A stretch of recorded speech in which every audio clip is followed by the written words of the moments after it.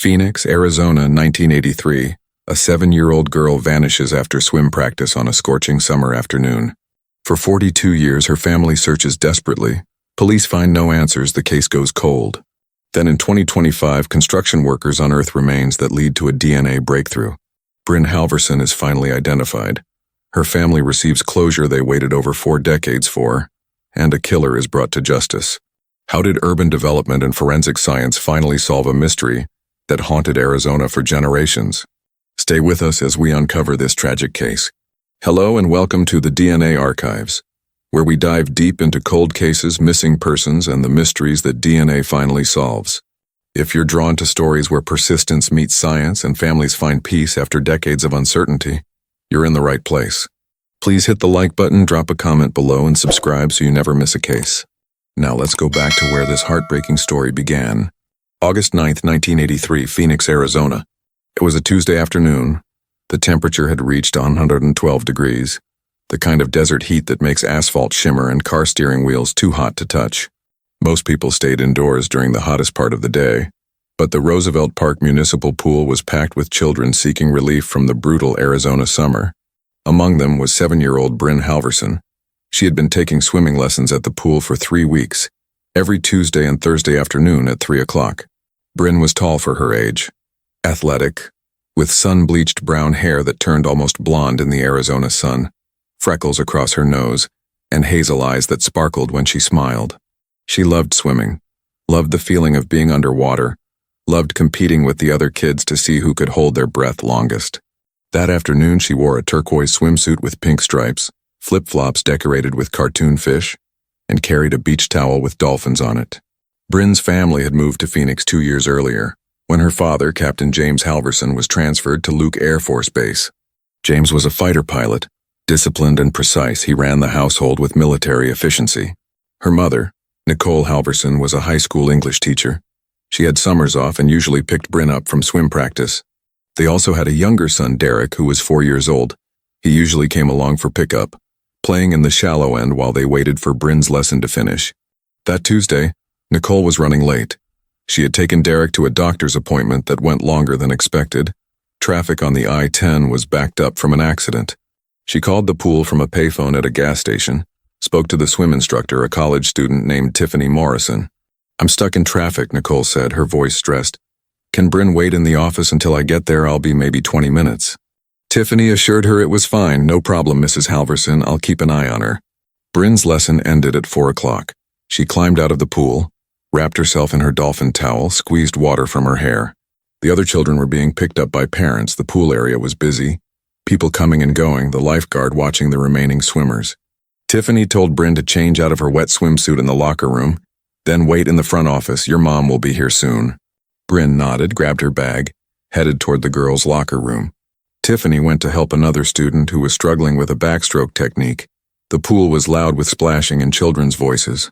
At 4:15, Nicole finally arrived at the pool, flustered and apologetic, Derek tired and cranky in the back seat. She parked, walked quickly to the front office, expecting to see Brynn sitting there with her bag, probably reading one of the books she always carried. But the office was empty except for the desk attendant, a teenage girl filing her nails. "I'm here to pick up Brynn Halverson," Nicole said. The girl looked up, confused. "I haven't seen her." Nicole's heart skipped. "She's supposed to be waiting here. Her swim instructor told her to wait." The girl shrugged. "I've been here the whole time. No one's been waiting."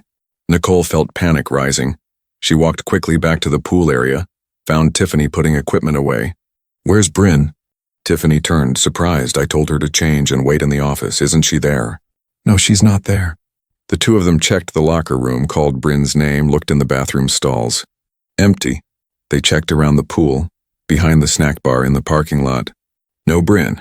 Nicole's voice was rising now, attracting attention from other parents. "Where is my daughter? Where is she?" The pool manager was called. He locked down the facility. No one could leave. Staff searched every corner of the building and grounds. By 4:30, Phoenix police were called. Officers arrived and began questioning everyone at the pool. One lifeguard remembered seeing a girl in a turquoise swimsuit near the back gate around 4:10, but he couldn't say for certain it was Brynn. The back gate led to a parking area that was rarely used, mostly for maintenance vehicles and staff. Police searched that area, found nothing except tire tracks in the dirt, impossible to determine how recent they were or what vehicle made them. By 5 o'clock, Brynn's photo was being circulated to every officer in Phoenix, a 7-year-old girl, wet brown hair, turquoise swimsuit, last seen at Roosevelt Park Pool. James was called at the Air Force Base. He left immediately, arrived at the pool to find Nicole sobbing in the parking lot, Derek crying because he didn't understand what was happening. "What do you mean she's gone?" James demanded, his military training keeping his voice controlled even as terror gripped him. No one had answers. By evening, search dogs were brought in. They picked up Brynn's scent in the locker room, tracked it to the back gate, then lost it in the parking area. By nightfall, every police officer in Phoenix was searching, checking parks, alleys, abandoned buildings, anywhere a child might be. And Brynn Halverson was nowhere to be found. The first week was a media frenzy. Brynn's disappearance from a public pool in broad daylight shocked the Phoenix community. It felt impossible that a child could vanish with so many people around. Local news stations ran her photo constantly. A smiling school picture from 2nd grade, her hair in pigtails, wearing a yellow shirt. Police interviewed every person who had been at the pool that day, every parent, every child, every staff member, every person who lived within a mile radius. The back gate became the focus. Investigators determined it had been unlocked, which was against pool policy. Someone had either forgotten to secure it or deliberately left it open. Tiffany Morrison, the swim instructor, was devastated. She blamed herself for not walking Brynn to the office, for assuming she would be safe. She quit teaching swimming the following week, couldn't bear to be near water anymore. The pool manager was fired for security failures. The city implemented new protocols for all municipal pools, but none of it brought Brynn back. Tips flooded in. Someone reported seeing a man in a white van near the pool around 4 o'clock. Police tracked down every white van in Maricopa County. None of them connected to Brynn. Another caller said they saw a girl matching Brynn's description at a truck stop in Tucson. Police investigated. It wasn't her. By September, 1 month after Brynn disappeared, the case was cooling. The daily news coverage stopped. The volunteer search parties disbanded. Nicole quit her teaching job. She couldn't focus on lesson plans and grading papers when her daughter was missing. She spent her days driving through Phoenix looking at faces, showing Brynn's photo to strangers, asking if anyone had seen her. James tried to maintain structure. He still went to the base, still flew training missions, but his colleagues noticed he was distracted, making small errors he never used to make. Derek, only 4 years old, kept asking when Brynn was coming home. Nicole didn't know how to answer him. By 1984, 1 year had passed. The family held a memorial service at their church. Not a funeral because there was no body, just a gathering to remember Brynn. Nicole couldn't stop crying. James stood rigid in his dress uniform. Derek sat quietly, clutching a stuffed animal that had belonged to his sister. The case was officially classified as cold. A detective named Ray Cordova was assigned to it. He promised the Halversons he would never give up. But Nicole could see in his eyes that he thought Brynn was dead, that whoever took her had likely killed her within hours. By 1986, 3 years had passed. James was promoted and transferred to a base in California. The family moved to San Diego. Nicole insisted they leave forwarding addresses with everyone, police, neighbors, the school, just in case Brynn somehow found her way back. They tried to rebuild their lives, but the shadow of Brynn's absence followed them everywhere. Derek grew up as an only child even though he had a sister. He remembered her vaguely, more from photos than actual memory. Nicole kept Brynn's room intact for years. Even after the move, she recreated it in their new house, same posters, same stuffed animals, same bedspread. Every August 9th, the anniversary of Brynn's disappearance, Nicole would bake chocolate cake, Brynn's favorite, and light 7 candles, 1 for each year of her life. She never added more candles. Brynn would always be 7 in her memory. James dealt with the loss by throwing himself into his career. He flew combat missions in the Gulf War, earned commendations, climbed the ranks to colonel. But at home he was quiet, distant.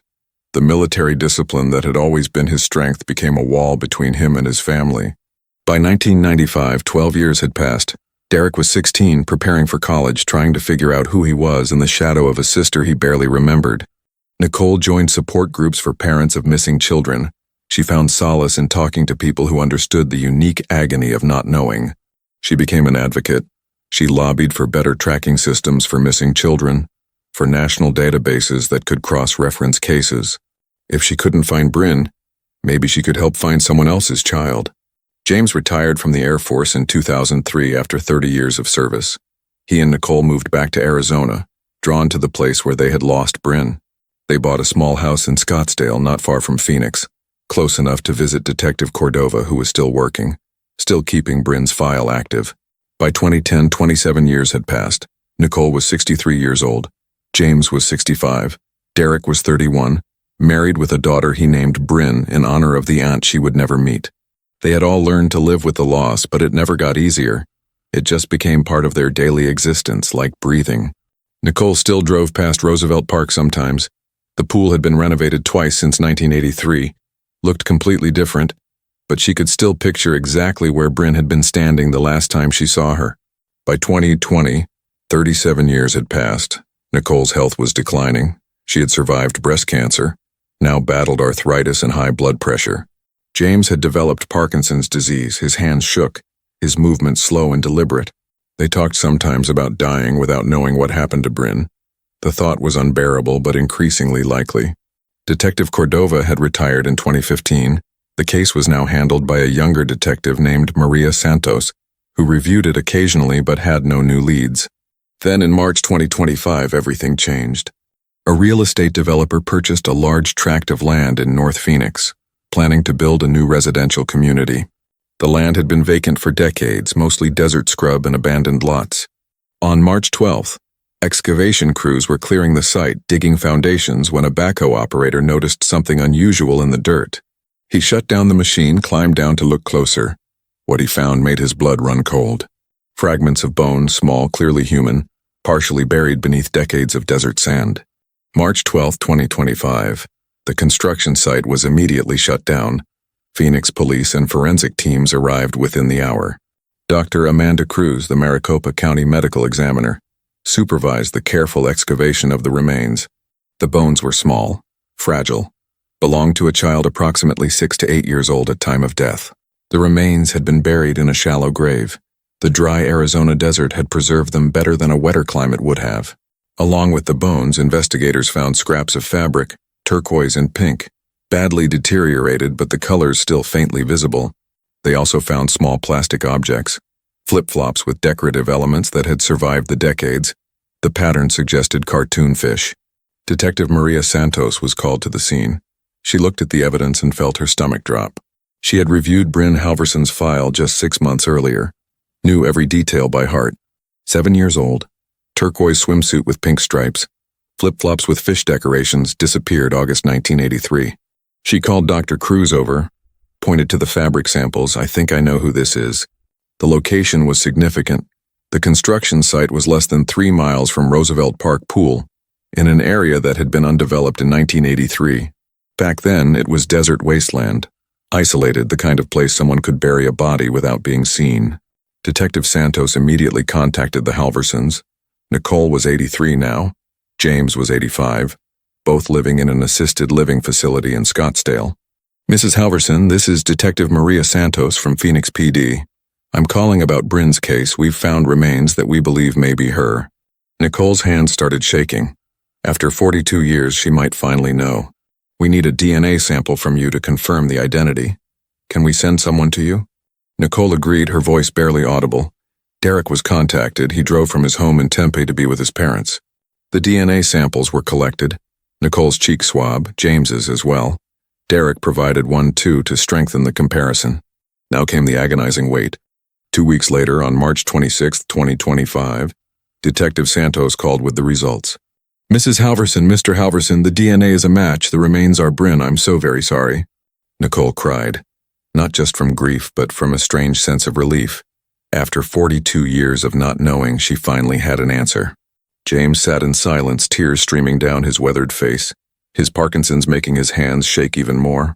Derek held both his parents, the three of them mourning together the little girl who had been taken from them so long ago. Detective Santos continued gently, "Based on the forensic evidence and location, we believe Brynn was taken from the pool and brought to that site. We're treating this as a homicide.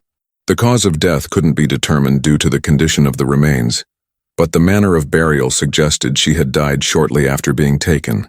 "Do you have any idea who did this?" Nicole asked, her voice raw. "We're investigating," Detective Santos said. The site is being processed for any additional evidence. We're also reviewing the original case files with modern technology. The investigation intensified. Forensic teams spent days combing the burial site using ground-penetrating radar, metal detectors, searching for anything that might identify the perpetrator. They found a ring, tarnished but intact, a man's ring with an inscription inside that read, LHS Class of 1975. LHS could mean any high school in Arizona, but it was a starting point. They also found cigarette butts buried near the remains.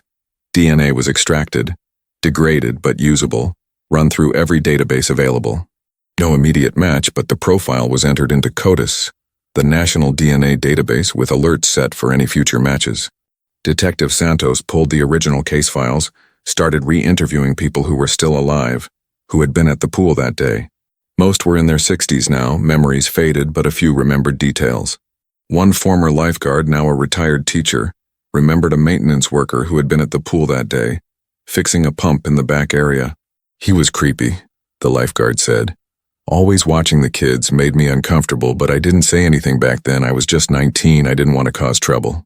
Detective Santos asked for a name. The lifeguard couldn't remember, said it was someone the pool only hired occasionally, not regular staff. Santos went through employment records from 1983, found a list of contract workers who had done maintenance at Roosevelt Park Pool that summer.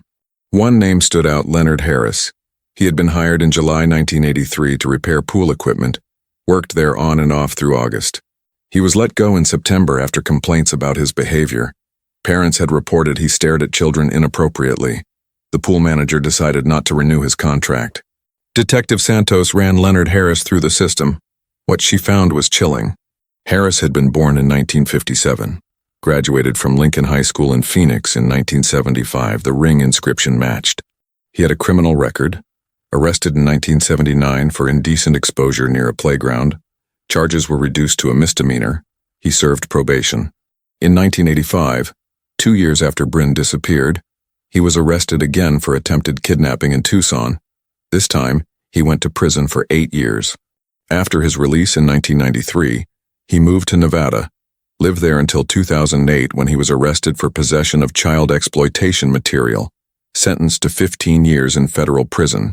He was released in 2023, now 68 years old, living in a halfway house in Las Vegas under supervised release. Detective Santos contacted Las Vegas authorities, requested a DNA sample from Harris. Harris initially refused, but his parole officer compelled him to comply. The sample was collected and sent to the lab. 3 weeks later, the results came back. Leonard Harris's DNA matched the cigarette butts found at Brynn's burial site. It was a definitive match, no question. Harris had been there, had buried her body 42 years ago.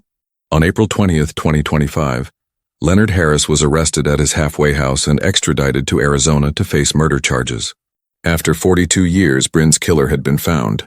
Leonard Harris was held without bail at the Maricopa County Jail. His arraignment was scheduled for May 2025. The charges were kidnapping and first-degree murder. The evidence against him was overwhelming. His DNA at the burial site, his employment at the pool the day Brynn disappeared, his pattern of predatory behavior spanning decades. His public defender advised him that fighting the charges would be futile, recommended he cooperate in exchange for avoiding the death penalty. Harris was 68 now, gaunt, gray, worn down by years of incarceration. He knew he would die in prison regardless of the sentence. After several meetings with his attorney, Harris agreed to confess in exchange for life without parole instead of capital punishment. On May 15, 2025, Detective Santos and 2 other investigators sat across from Harris in an interview room. Harris's hands were shaking, whether from age or fear was unclear. He looked at the table, couldn't meet their eyes.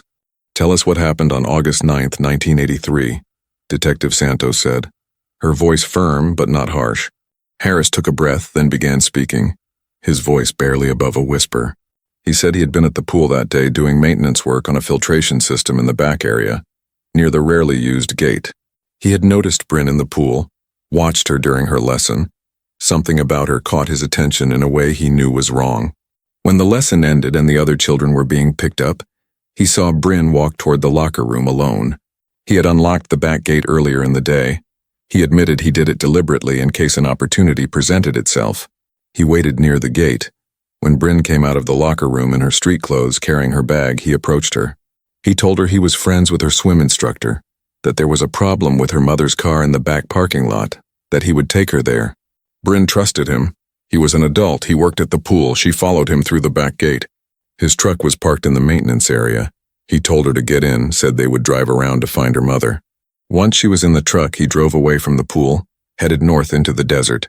Harris stopped talking, his hands covering his face. Detective Santos waited.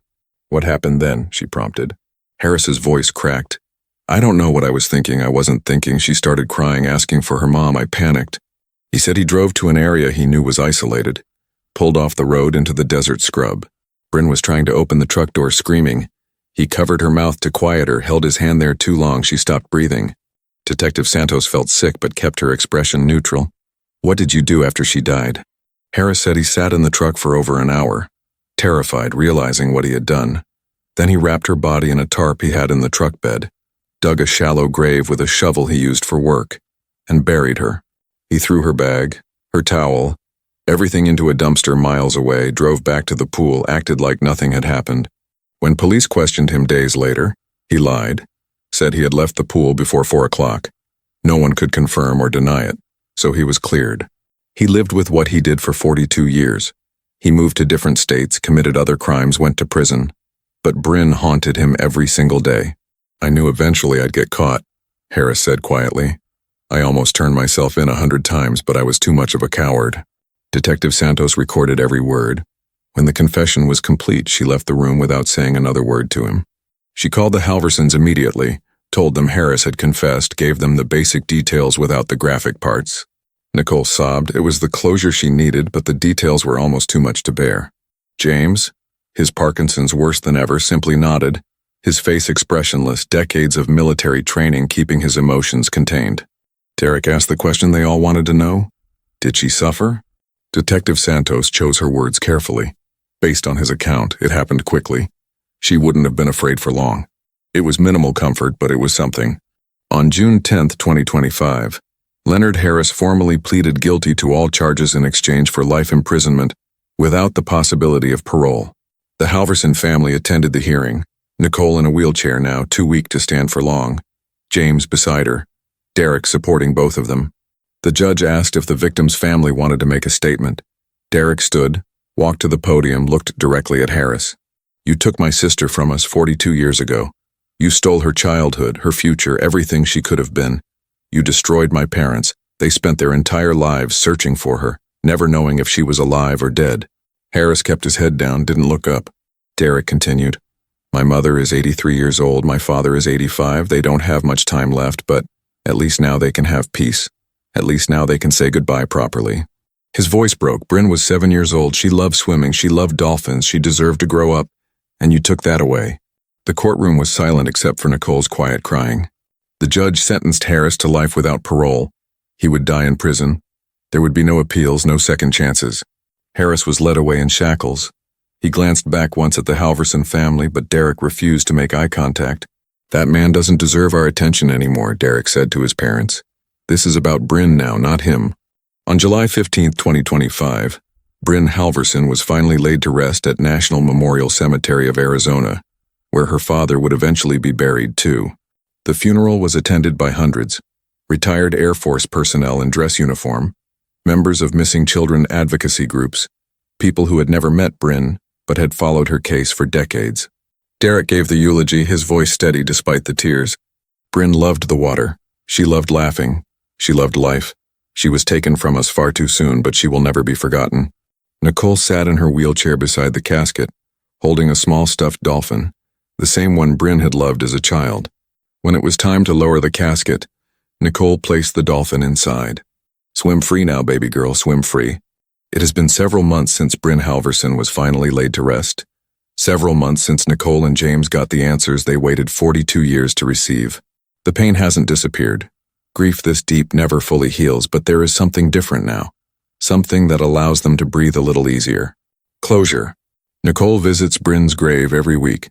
James comes when his Parkinson's allows. They sit on the bench nearby, talk to their daughter about everything she missed. "We're so sorry we couldn't protect you," Nicole whispers. "But you're home now, you're finally home." Nicole's health has actually improved since finding Brynn. Her doctor says it's remarkable how the body responds to emotional resolution after decades of stress. She no longer takes anxiety medication, sleeps better than she has in 40 years. The constant weight of not knowing has been lifted. James is quieter than ever, but Derek says his father seems more at peace. The military discipline that kept him functioning all these years has softened into something gentler. Derek has channeled his grief into action. He established the Brynn Halverson Foundation, dedicated to improving safety protocols at public pools and recreational facilities across the country. The foundation works with municipalities to implement mandatory check-in and check-out systems, ensuring no child leaves a facility without verified parent pickup. They also fund background checks for all contract workers who have access to children's facilities, the kind of screening that might have prevented Leonard Harris from ever working at Roosevelt Park Pool. Derek speaks at safety conferences, shares Brynn's story, pushes for legislation that protects children in public spaces. If we can prevent even one family from going through what we went through, then Brynn's death will have meaning beyond the tragedy. Roosevelt Park Pool was permanently closed in 2023. The city decided not to reopen it. Too many memories, too much trauma associated with the location. The site has been converted into a memorial park. At the center stands a bronze sculpture of a young girl holding a dolphin, water flowing around her feet. The plaque reads, "In memory of Brynn Halverson, 1976 to 1983, and all children lost to violence, may we never stop protecting the innocent." The park has become a gathering place for families, a reminder that vigilance matters, that safety protocols exist for a reason, that every child deserves protection. Detective Maria Santos was promoted to sergeant after solving Brynn's case. She continues working cold cases, inspired by the Halverson family's persistence. She keeps Brynn's photo on her desk, a reminder of why the work matters, why cases should never be truly closed as long as there's hope for answers. The case led to significant policy changes in Arizona. The state legislature passed a bill requiring all municipalities to maintain DNA profiles for all unidentified remains and missing persons cases. The law also mandates that cold cases be reviewed every 5 years using the latest forensic technology available. The legislation is called Brynn's Law, ensuring her legacy protects others and brings answers to families still searching. Nicole was invited to the bill signing ceremony. She attended in her wheelchair, James beside her in his, Derek standing behind them. When the governor asked if she wanted to say anything, Nicole's voice was soft but clear. "My daughter was taken from us 42 years ago. We never stopped looking, never stopped hoping, and because of DNA technology, we finally got our answers. This law ensures other families will have that same chance." The room erupted in applause. Leonard Harris is serving his life sentence at the Arizona State Prison Complex in Florence. He will likely die there within the next decade given his age and health. The Halverson family never thinks about him. They refuse to give him any more of their mental space. Their energy is focused on honoring Brynn, not dwelling on the man who took her. Nicole and James know they don't have much time left. They're both in their 80s, both dealing with serious health issues.